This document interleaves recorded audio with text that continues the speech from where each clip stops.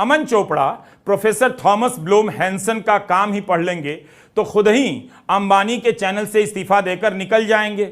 लेकिन मुकेश अंबानी को कहना चाहिए कि क्या वे इस एंकर की भाषा को मंजूर करते हैं।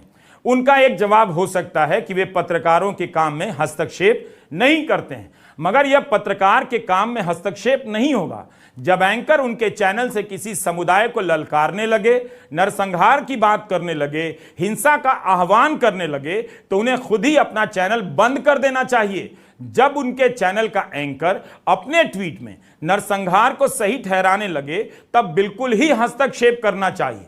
क्या अंबानी जैसे ताकतवर उद्योगपति अमन चोपड़ा के सामने इतने लाचार हैं कि वह अपनी गलतियों में सुधार भी नहीं कर रहा है, बार बार दोहराता जा रहा है। अंबानी के चैनल के एक और एंकर ने सूफी संत ख्वाजा मोइनुद्दीन चिश्ती के बारे में कथित रूप से अपमानजनक टिप्पणी कर दी। इनके खिलाफ कई जगहों पर एफआईआर हुई। सुप्रीम कोर्ट ने इन एफआईआर को खारिज करने से मना कर दिया। एंकर ने तब कहा था कि उसकी जुबान फिसल गई थी और वो खेद व्यक्त करता है। इन एंकरों के कार्यक्रमों के टाइटल देखिए, शीर्षक देखिए, डिबेट के दौरान स्क्रीन पर जो लिखा आता है उसे पढ़िए।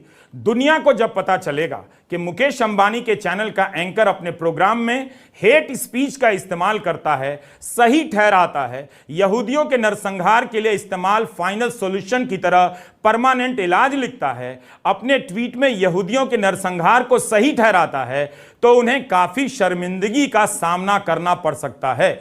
जर्मनी में आप यहूदियों के खिलाफ नरसंहार को सही ठहराएंगे, स्वीकृति भी देंगे तो सजा मिलेगी। वहां ऐसा कानून है और ये ऐसा करना अपराध है।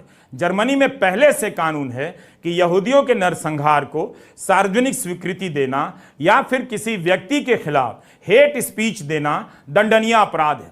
पिछले साल इस कानून में संशोधन कर यह भी जोड़ा गया कि दूसरे देशों में जो नरसंहार हुआ है उसे भी सही नहीं ठहरा सकते। यह खबर डोइचे वेले की है, जो जर्मनी का समाचार समूह है। आप इसकी हिंदी वेबसाइट पर जाकर पूरी रिपोर्ट पढ़िए। पिछले साल यानी 25 नवंबर 2022 को जर्मनी की संसद में एक कानून पास हुआ। लिखा है कि यूक्रेन के बुचा में कथित युद्ध अपराध, यजीदी का नरसंहार, चीन में उइगुर मुसलमानों के खिलाफ मानवाधिकार हनन के मामलों को कुछ लोग नकारते रहते हैं या कम बताते हैं। जर्मनी में कानून बनाने वाले अब इस स्थिति को बर्दाश्त नहीं करेंगे और सार्वजनिक शांति को भंग करने या घृणा फैलाने जैसे कृत्यों को नकारने को कानूनी तौर पर दंडात्मक बनाना चाहते हैं। नए संशोधन में सेक्शन 130 के पैराग्राफ 5 के तहत युद्ध अपराधों और नरसंहारों की सहमति, इनकार और इन्हें मामूली बताने को एक आपराधिक कृत्य माना गया। इससे पहले यह केवल हॉलोकॉस्ट तक ही सीमित था। भारत में तो एक मंत्री ने नारा लगा दिया, देश के गद्दारों को गोली मारो, प्रमोशन हो गया। एक सवाल कीजिए, क्या मुकेश अंबानी को किसी चीज की कमी है? फिर उनकी क्या मजबूरी है कि वे इस तरह के नफरती एंकर को रखते हैं, जिसके बारे में एनबीडीएसए ने साफ साफ कहा है कि एक तरफा होने की इसने सीमा पार कर दी है। इसके बाद भी हरियाणा की घटना के संदर्भ में उसके ट्वीट चैनल के साथ जुड़ने के लिए सब्सक्राइब करें और बेल नोटिफिकेशन दबाना ना भूलें।